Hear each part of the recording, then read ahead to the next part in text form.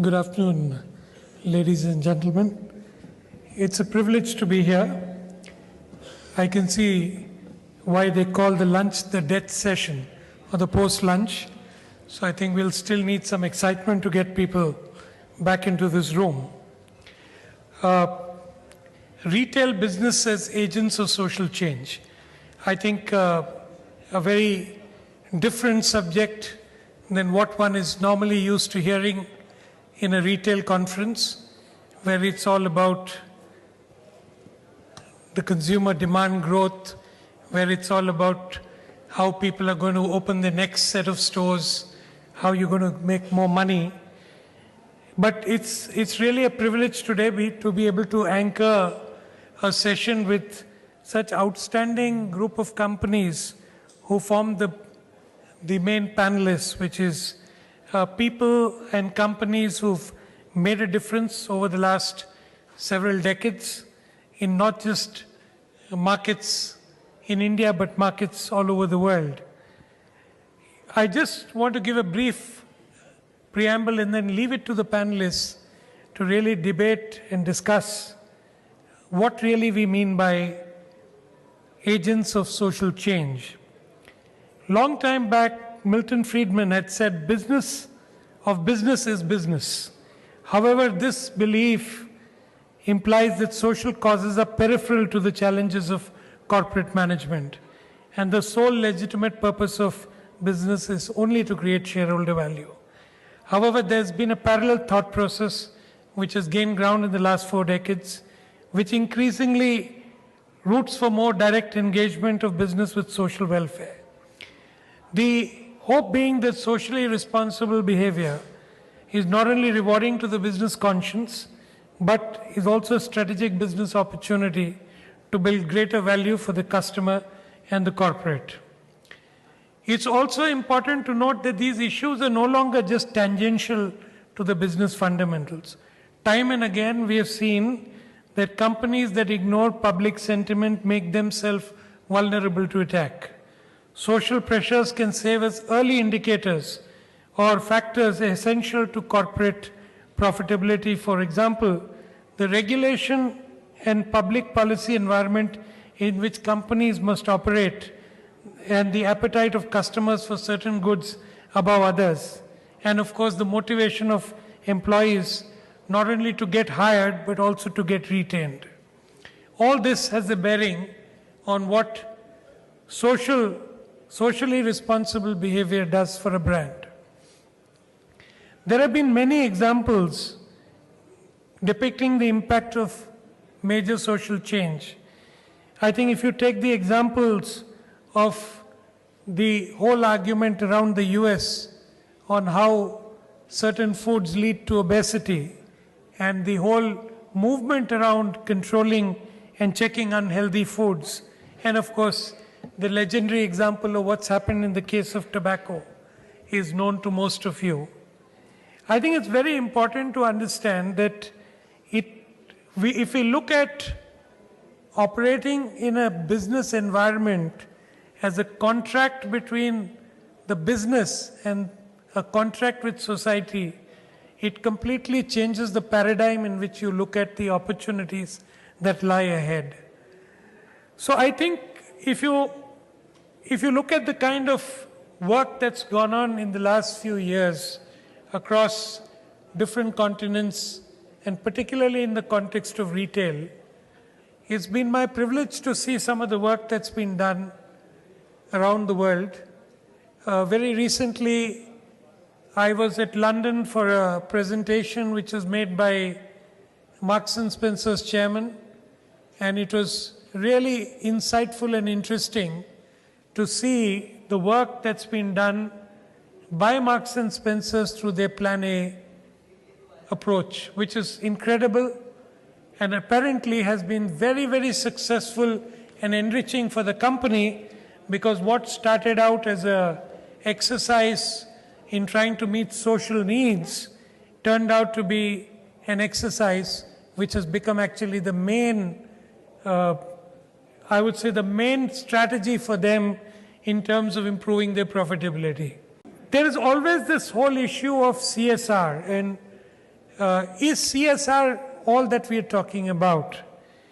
I think the defensive posturing of CSR springs really from its origins.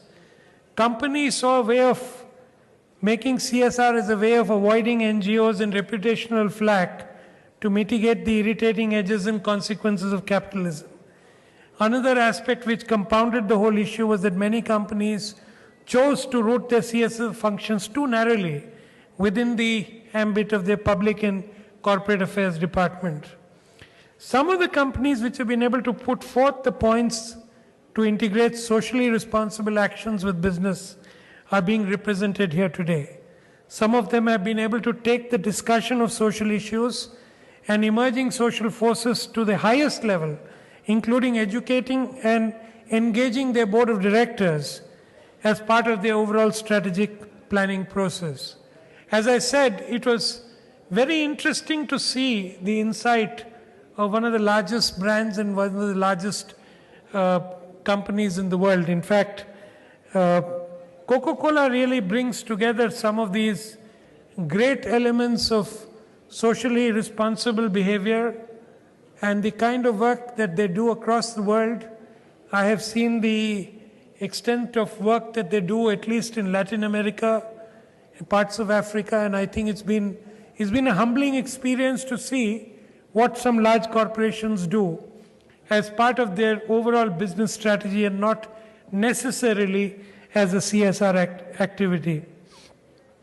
Businesses must acknowledge that in return for the ability to function, it is subject to rules and constraints.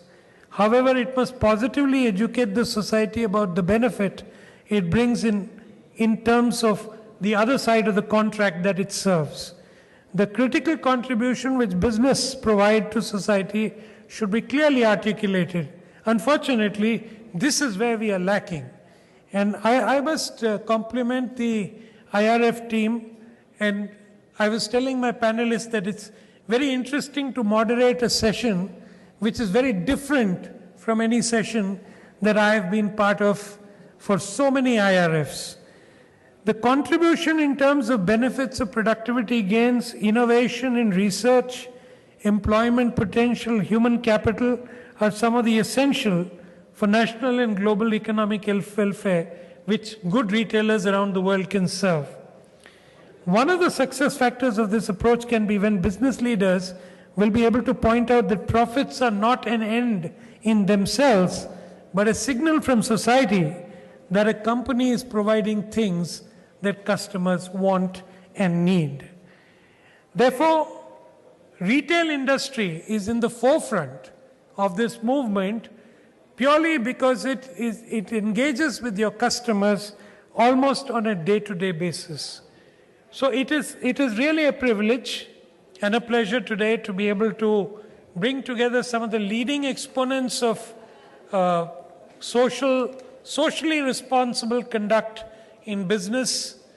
We have a galaxy of 4 eminent companies. I can't think of any better company to have on this panel. We have Marks and Spencers, who, as I mentioned, through Plan A, has represented that it is not just good for society to have businesses conducting themselves responsibly, but it's also good for the business because it improves every element of the business. You have Coca-Cola, whom I have deep admiration for the kind of work that they've done across the world.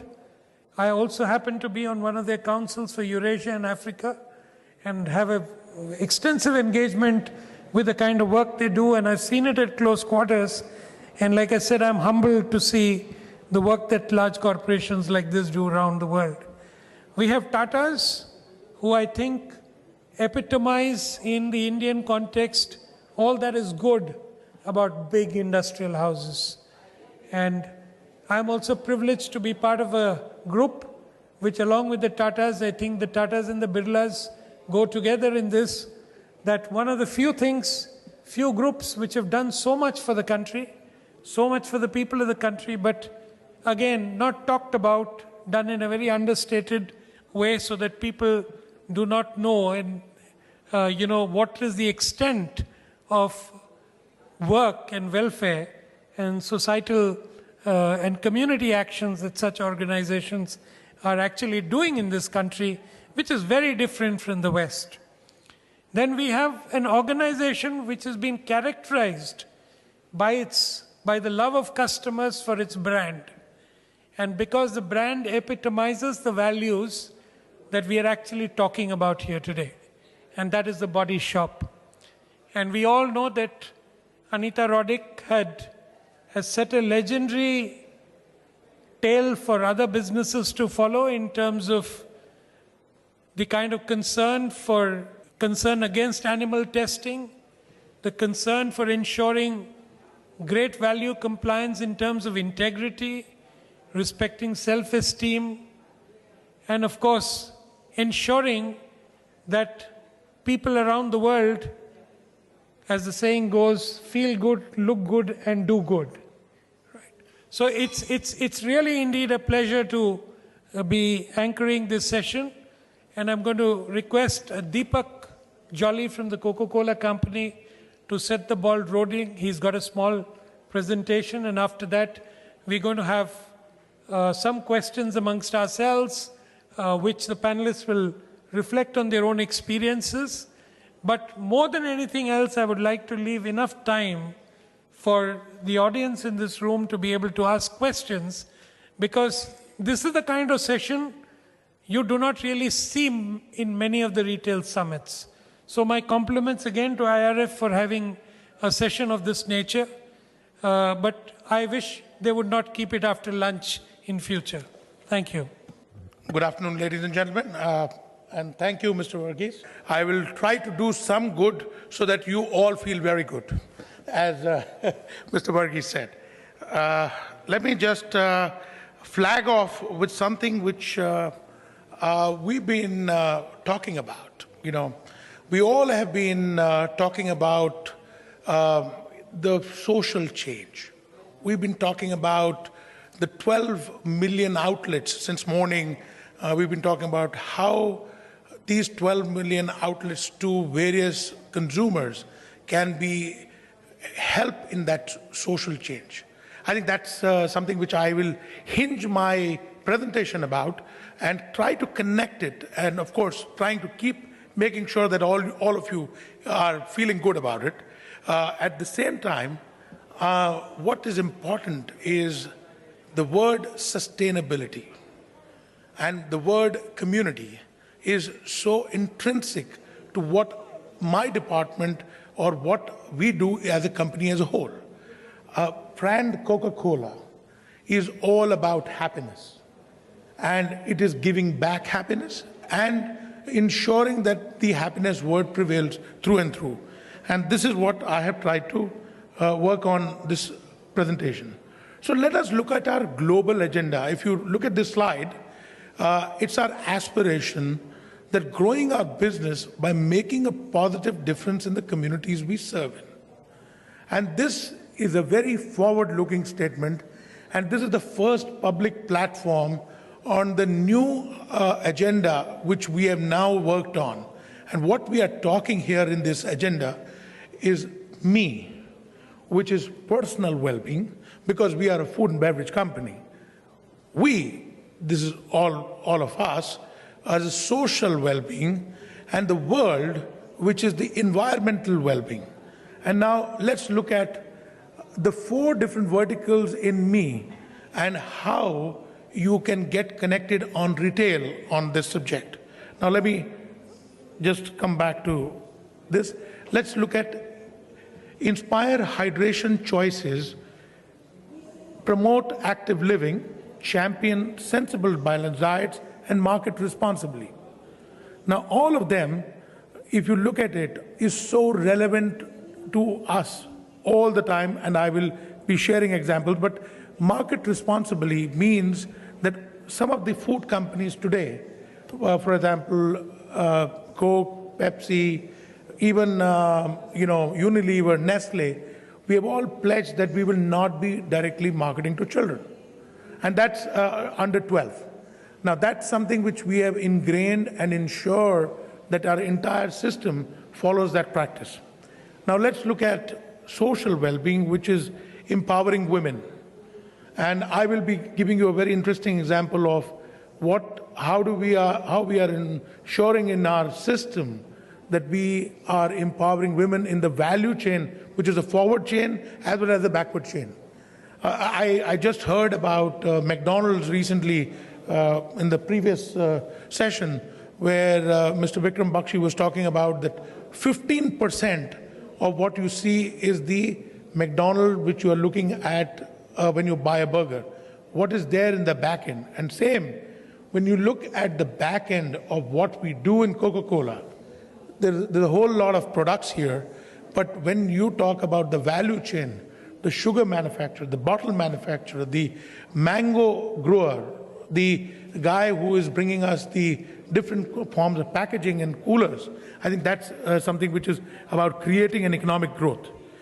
And of course, the world part, which is the environmental well-being, is about replenishing water, recycling packaging, sourcing sustainability, and most importantly, which has been the whole world has been talking about, reducing carbon footprint. Okay, so these are some of the programs which we have in India on active healthy living, inspire hydration choice. Now, all of them have a strong retail focus because the right way to do business is good business. And I will just give you an example of Vitingo. Vitingo is a product which we have got, which is specially designed iron fortified product for different communities. This product has helped, iron deficient communities where we launched this product. People have got, the kids have gained their heights. They were nutritionally much better than what it was before. I talked about responsible marketing, balanced diets. We always talk about choice. And we've got different offerings from coffee, tea, water, juice, 100% juice, sugar and juice, sparkling drinks.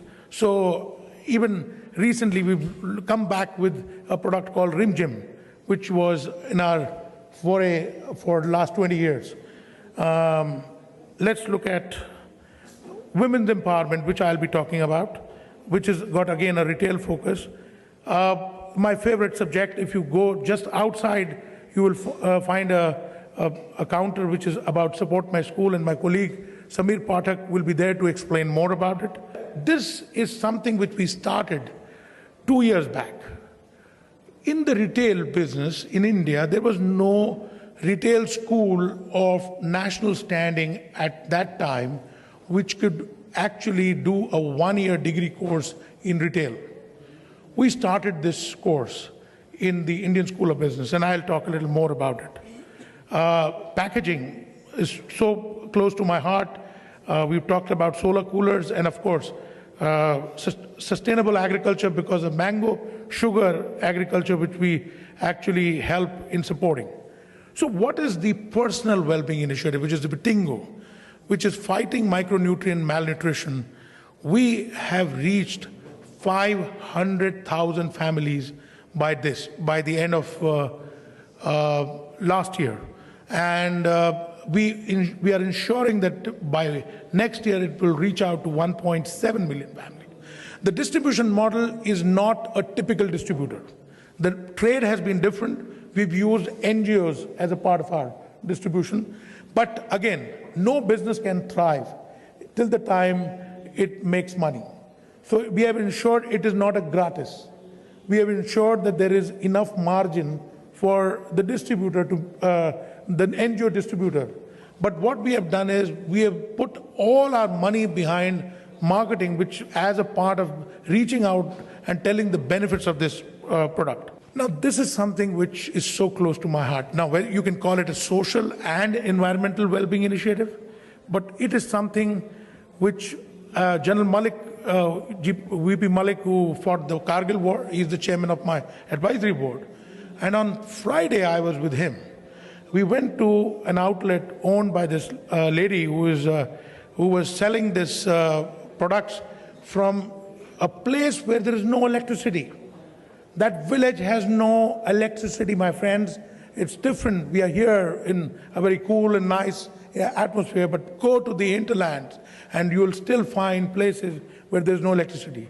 A solution was found by our technical team, which started innovation of doing a solar cooler, and we've got this solar cooler which cools about 48 bottles in about 6 to 8 hours.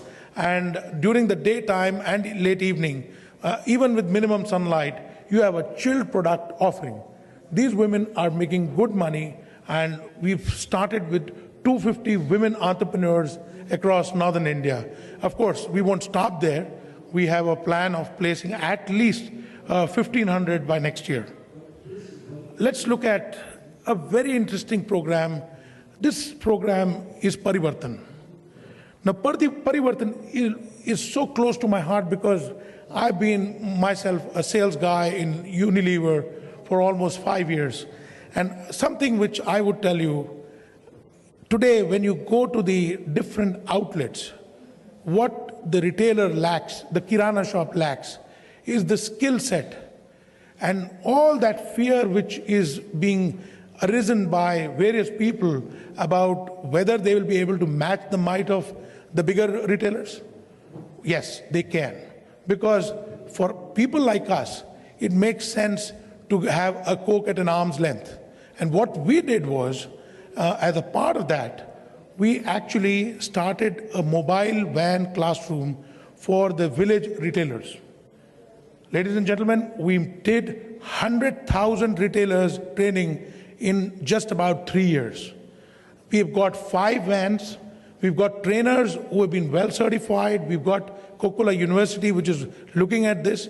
This is something which we feel that by 2020, we will hit 1 million retail outlets, and that will be the biggest change agent in the retail trade. Coming to the Coca-Cola ISB Retailer Academy, I'm proud to say that 50 students graduated in 2011, and the 2012 batch is about to be given their certificates.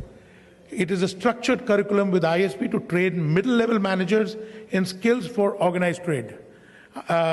If you want to know more about it, I can, we have a Coca-Cola counter there, Samir can help you. But this is something which we've tied up with ISB for next 7 years. Now, you would say, okay, so these people have been trained, retailers have been trained. What about the people who are just intermediates? Or this something my bottler, Hindustan Coca-Cola, they've done it so well. Around the bottling plant, they tied up with NIT, and they are developing a capability program where they offer skills to educated, unemployed youth to cater to the demands of organized sector. Now, just in Ghaziabad, 436 people were employed through that program in the retail sector after training through the Career Development Center. Now, these are things which, you are doing a program for current retailers, the future employees of the retailer, and management cadre in the big retailers. Now, let's look at a packaging innovation. Now, reducing the use of raw materials in packaging and promoting recycling of PET in packaging. These are 2 critical components, and what we have seen in countries like in Europe, when we use these initiatives, your product sales rise because of the knowledge with people want to have a green footprint. And that's important. I think it's time India will also come up with this, but I just wanted to bring to your notice. Now, this is about Project Unnati, which is an environmental well-being initiative, which we've tied up with Jain Irrigation. It is about making sure that we don't have mangoes for today, but also mangoes for tomorrow. So we were talking about the Career Development Centers, and then we had moved on to packaging, and then to Project Unnati. Project Unnati is a partnership of a corporate sector, because at the end of the day, you have to look at supply chain in the retail. And it is so important that you have to develop in food and beverage, you have to make sure that for the future generation to come, will the products be available or not? We are the largest buyer of mango pulp in India, but mango juice is going to grow exponentially. How do I sustain the future pricing of the inputs? How do I sustain that we have enough Alfonso and Totapuri mango? And that is something we worked with Jain Irrigation and come up with a high yield mango cultivation using a drip irrigation. So for in 3 years' time, we will actually have mangoes more than twice or thrice in one acreage. And that is going to be a huge, now, this is a good business practice looking at the future. I don't think it is about a corporate social responsibility, but this is something looking at future, what we looked at, and sourcing sustainability. So this will benefit 50,000 farmers and more than 10,000 women farmers. So coming back to how it is done, and we believe it's a golden triangle. You can't do it alone.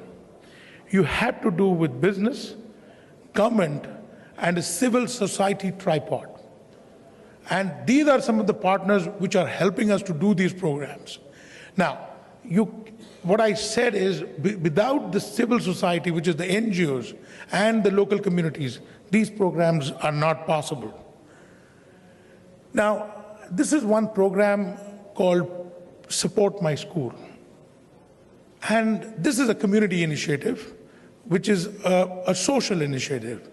But when we looked at the issue of water in schools, we realized that we need to work on drinking water, water for the future, as well as sanitation issues, because kids were not going to school. Girls were fearing coming back after second class or first class.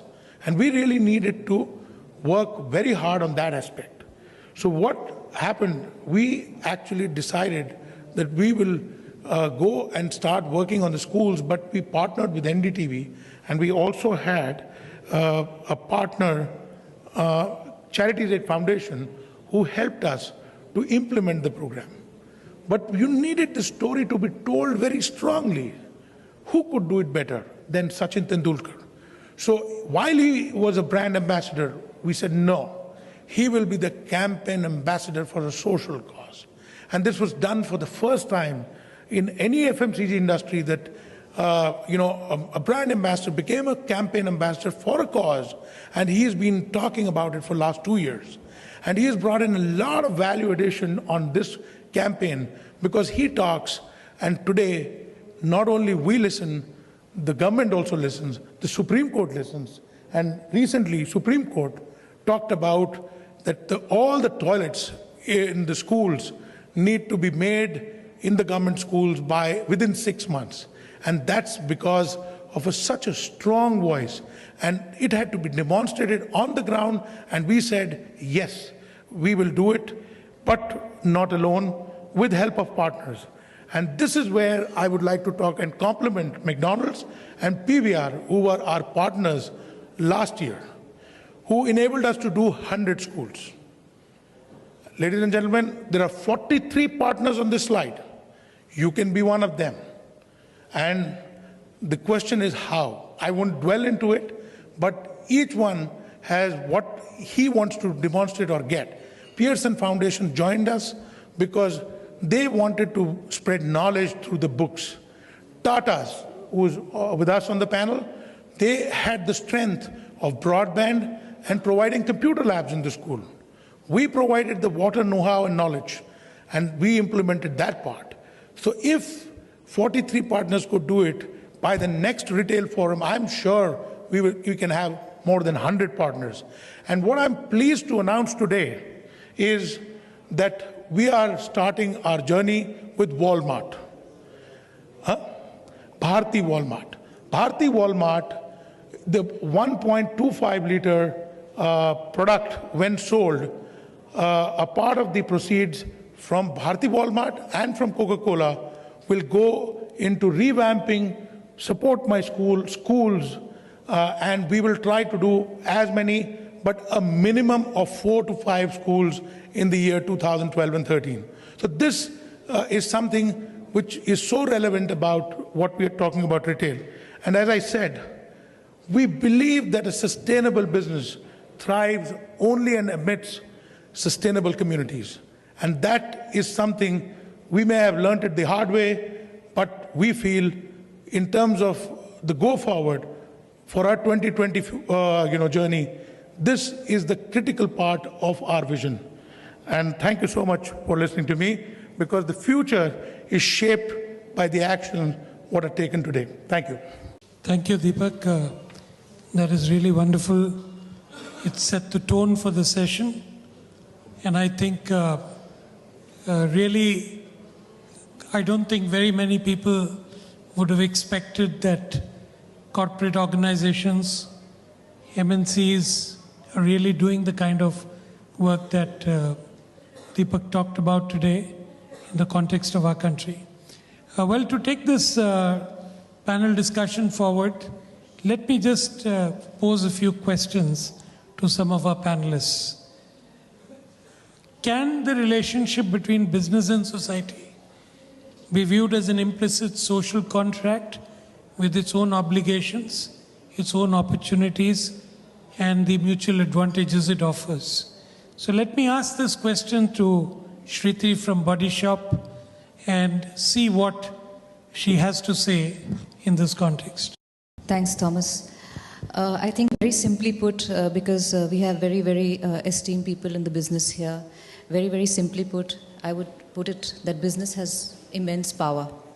It exists across nations, it transcends national boundaries, and it exists within society.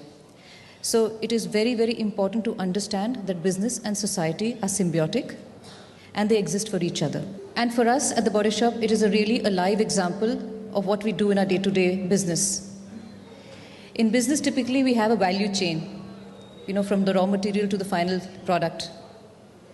In the Body Shop, we have a values chain, which means to say that the business is run on the basis of some values, on the basis of certain principles, and every aspect of the business is run accordingly.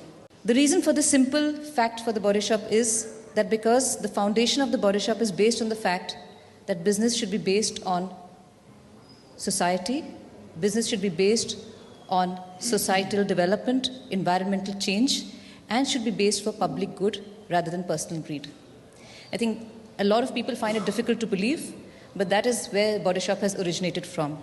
And when you look at the values chain which we talk about, there are 5 values within which the companies run, and all of them revolve around society, people, making people feel good, giving people a livelihood, benefiting your customers, getting customers involved, and really providing that important connect and traction between business and people. So if you look at products, the business is based on going out across the world and looking for small communities which are producing products from natural ingredients. These communities are marginalized communities, and they really don't have access to exposure and access to the industrial world outside. They're small communities living in their own farms. So to go to them, to see the products that they're making from natural ingredients, to see the storytelling behind those products and how they use a natural product for their own well-being, and then to develop a range around it which storytells about this community to the outside world. That is very important. So it's a marginalized community which has been brought to the forefront by taking products and ingredients from there and putting it into a global supply chain. The next part of our business is to do with support community fair trade. So again, trading fairly with communities, producing ethically, making sure the products are ethically sourced. Third part of is packaging. At the Body Shop, we have minimal or no packaging, so we make sure that there is minimal damage to the environment. And fourthly, the manner in which we interact with our staff, our stores. Everything about the Body Shop is involvement, commitment, and I would say loyalty from the stakeholders, from the society, from the consumers. And that's how the entire social contract is established, that everybody is involved in what they're doing. So if the focus is on the consumer and the focal point is on what the consumer wants, and drive it through your front level consumer, your own staff, business will always benefit. So I think when we talk about business existing as a social contract, it is not easy. It is not easy to run business on a social contract because you're always under the scanner for doing the right things.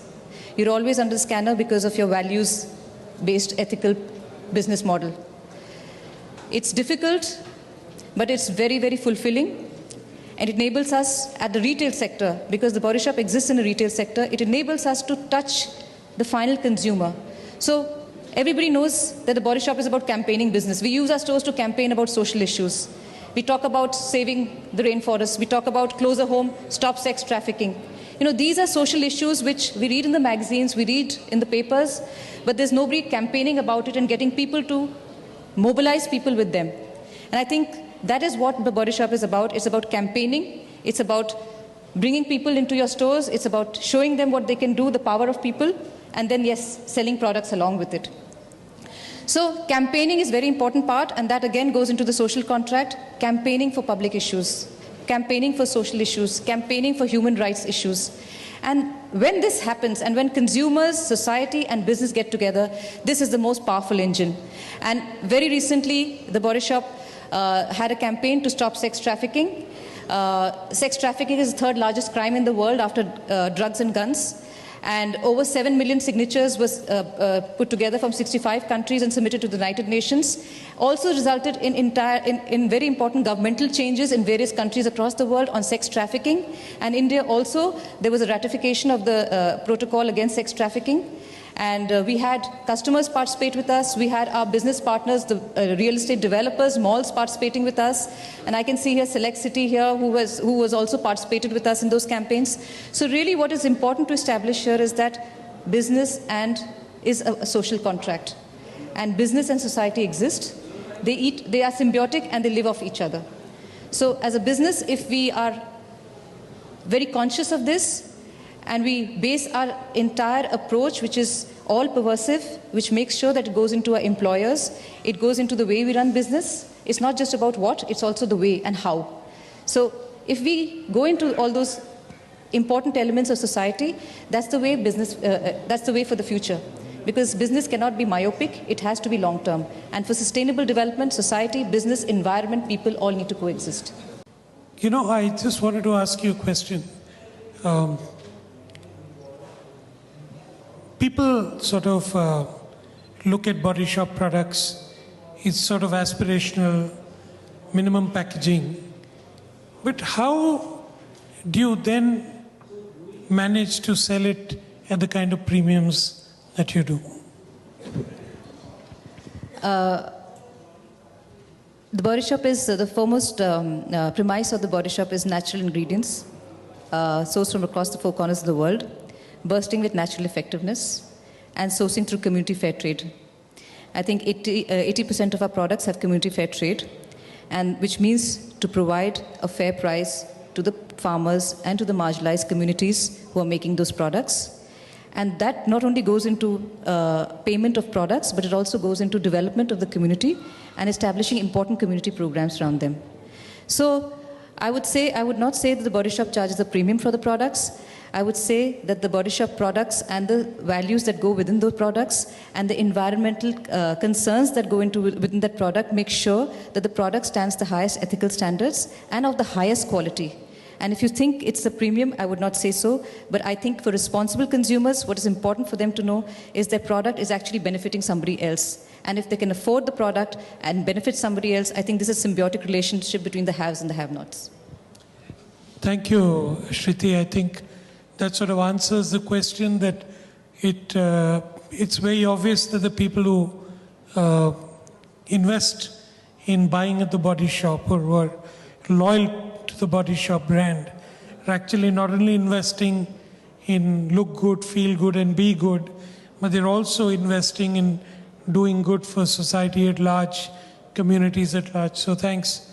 Let me now direct my question on how business can capture the moral high ground and build social issues into strategy in a way that reflects their actual importance to customers.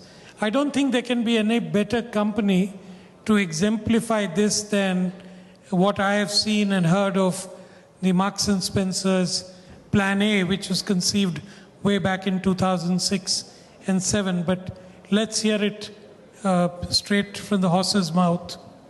For us at Marks and Spencer, Plan A is our eco and ethical program, which aims to make M&S the most sustainable retailer by 2015.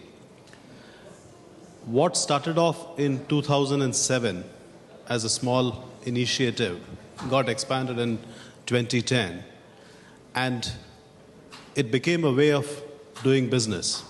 So in 2007, when we started it, it seemed a bit strange to be doing in the here and now kind of retail business, to be doing something about an eco program, an ethical program.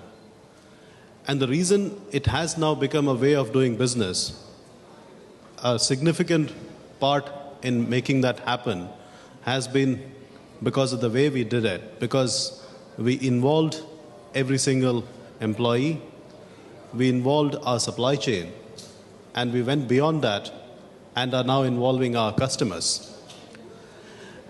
And the reason it has been as successful as it has been is because it does not, when we started off, we thought it will cost us money, and we had actually budgeted an amount to be spent each year on Plan A.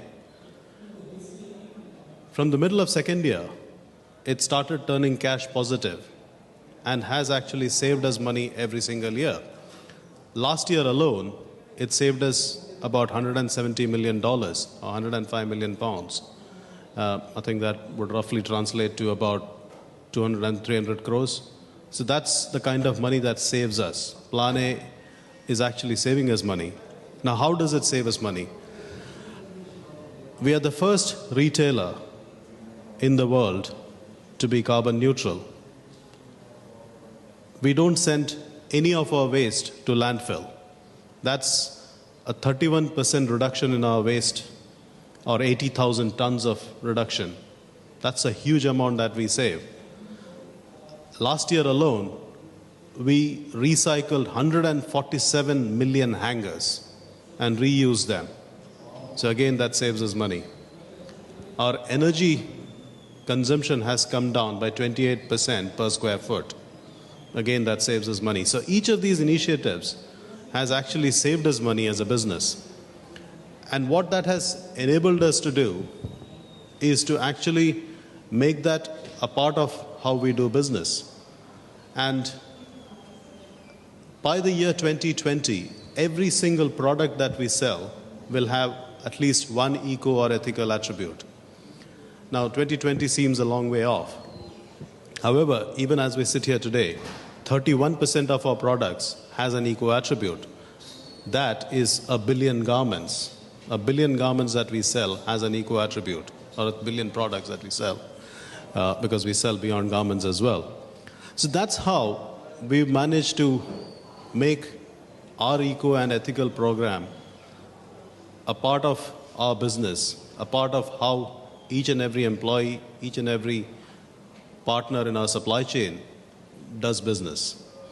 And there are numerous examples of how this has benefited right across our supply chain into our stores and through them into our customers. So I could go on, but I think effectively it's just a way of doing business now.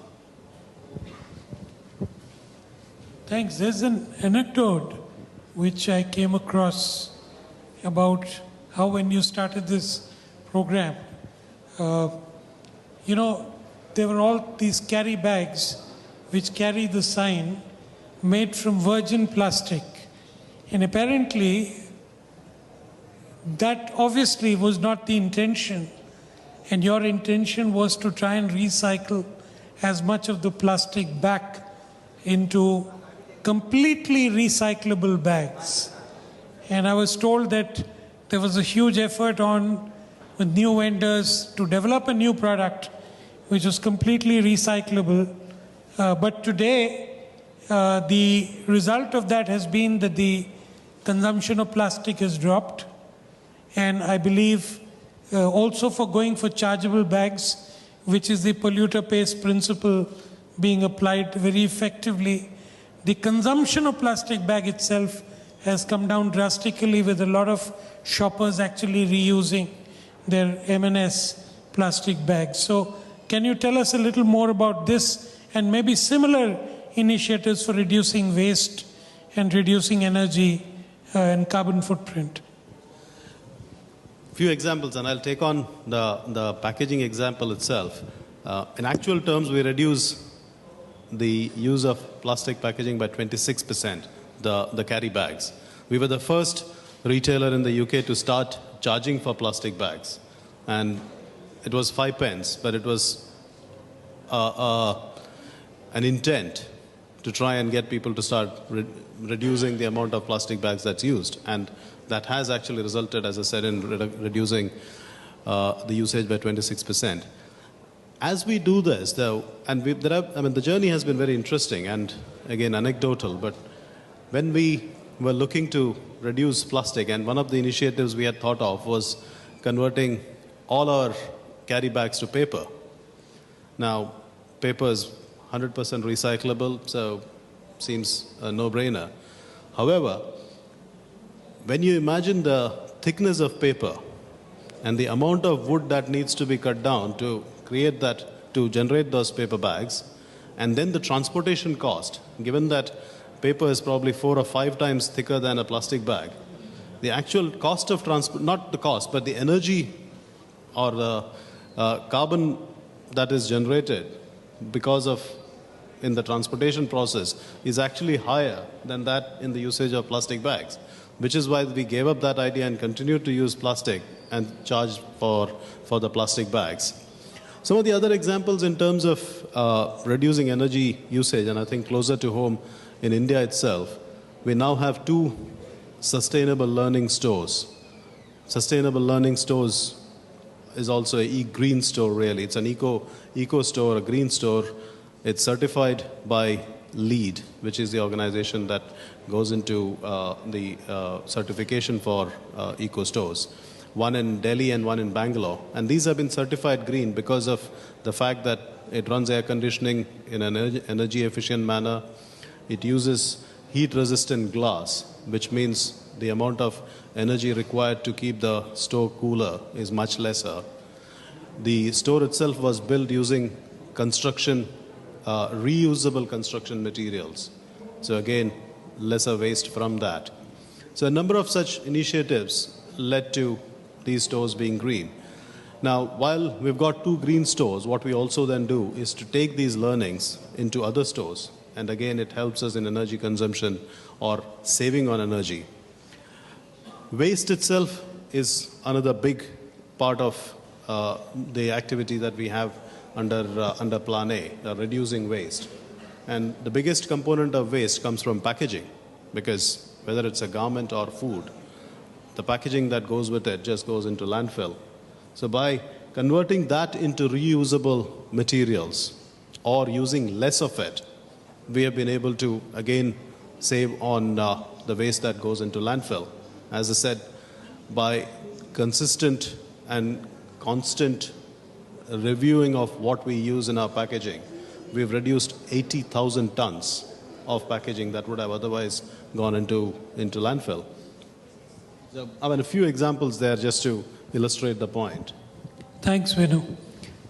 Turning to another aspect of retail, you know, when we look at India and we look at some of the legends of Indian industry, you invariably look at few groups, but foremost amongst them comes the name of Tatas. So let me ask Cyrus, you know, that Tatas were one of the first companies to bring in sustainability reports as part of the annual reports, balance sheets. And one is, what were the initial thoughts? And then as a developer today, where does he see sustainability, social issues, and the myriad community requirements which the developer enterprise really serves today? So I think we couldn't have a better company to represent these interests in India rather than the Tatas. Thank you very much, Thomas. I'd actually like to begin my brief couple of words by thanking the organizers of the Indian Retail Forum this time. I think this subject is clearly off the beaten path, but in today's contextual times, where we're talking of FDI, consumerism, and the buoyancy of Indian retail, I think it's important to know that what profits a man if he conquers the world but loses his soul? And on that subject, without elaborating too much more, I'd just like to mention that while we were waiting for you all to come back from your nice lunch, we were exchanging notes, and a couple of facts which came to mind. The Tata Group and social responsibility are synonymous today, something which many of you may not know. The institution of the 6-day working week is something that the group actually did way back, maybe 80 years ago. Probably the formulation of a kind of informal system of provident fund today, which many of us salaried people take for granted, was also brought about by the group. But that's something for the group and not something which pertains to our retail-specific centric discussion today. So today, as a modern, new-age retail developer, what exactly are we doing in terms of social responsibility? Well, I think I'd like to answer, like most of our other developer colleagues, that we have green buildings, we have energy efficient techniques, we've kind of followed the solar path and ensure that our open spaces are not in direct sunlight and hence our total energy loads, etc. are lower. We use naturally available resources, blah, blah, blah. Everyone does it, so what? Well, I think something that our particular division works under the premise of is that what is responsibility? Responsibility is what you do when you know that nobody is watching. I'll repeat that once again.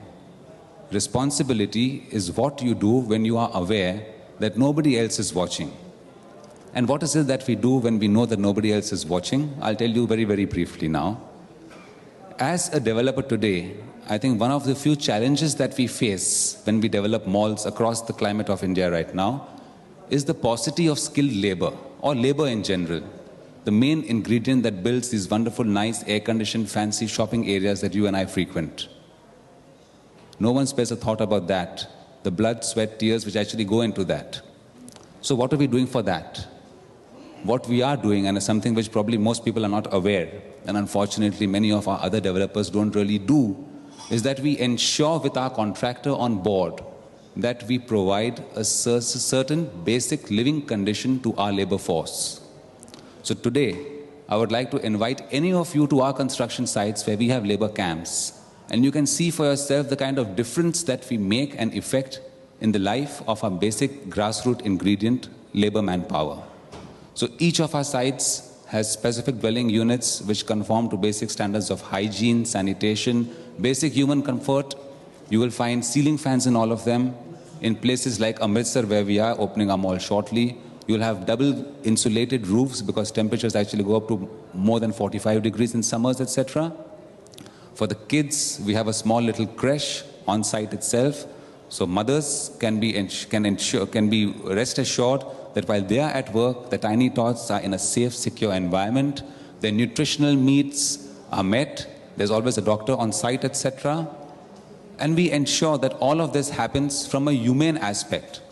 That's not all, of course, because the tangible benefit we get is increased efficiency. We get a lot less labor churn. That's something that we're doing behind the scenes. And that's not all. We're also looking at setting up an institute for training of unskilled labor into a skilled labor force, giving them livelihood for life. Just a couple of quick things that we are talking and actually implementing right now on our various sites. I mean, apart from that, of course, when our retail developments actually open up, we would provide a lot of livelihood and employment to a large section of employable Indians today who actually are at a dearth for appropriate avenues for employment.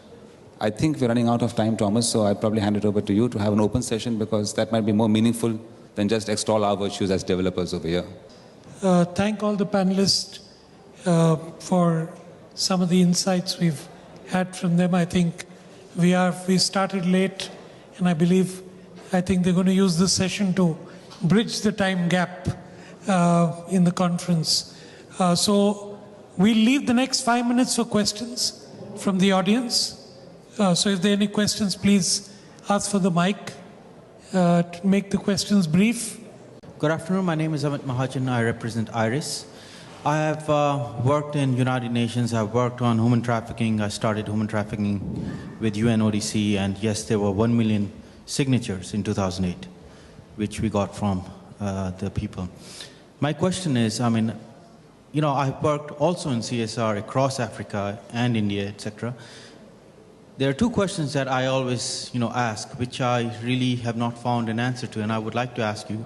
One is, how do you actually set up, your CSR agendas? When I was working in Microsoft, for example, we found that we did a lot of stuff, as technology, etc. But were we actually aligning ourselves to NGOs? Or were we aligning ourselves to, our core competency? Or were we aligning ourselves to the development need, based on the 5-year plans of the government? So how do you come up, with these decisions? Because each one of you is doing a lot of good, but, does that really translate into good for the country? And the second question is, how do you actually measure your impact? That's a very good question. Let's look at the example of the Coca-Cola Company. When we, 6 years back, we redesigned our Manifesto for Growth, we talked about a 6P strategy. The 6P was portfolio, profit, people, but the biggest P for us was planet at that time. And planet became an agenda of sustainability. And what was our core competence was water. So we said, we are going to work on the water, which we will, whatever water we take, we are going to give back to the communities. So it started with alignment on that. But we also realized that we are a large energy user and solid waste management. So all the three environmental pillars we addressed as a part of the planet agenda.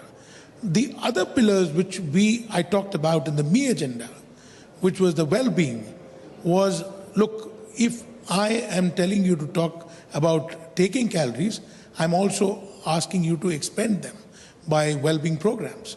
I'm also ensuring that I give you choice. I'm also ensuring responsibility. So that's your core competence and what is in your DNA. And this is uncompromisable. So I think I've just tried to address that aspect of question, which is about who we are and how you do your things. Let me share with you an anecdote. I was with the chairman of Coke a few weeks ago in London, Mukhtar Kent, and he told me something that was very surprising. He says, Thomas, we are thinking about the whole thing based on sustainability, adding less to the planet in terms of wastage. So thank you very much, and let me again thank the eminent panelists and IRF for having a subject like this on the agenda. Thank you.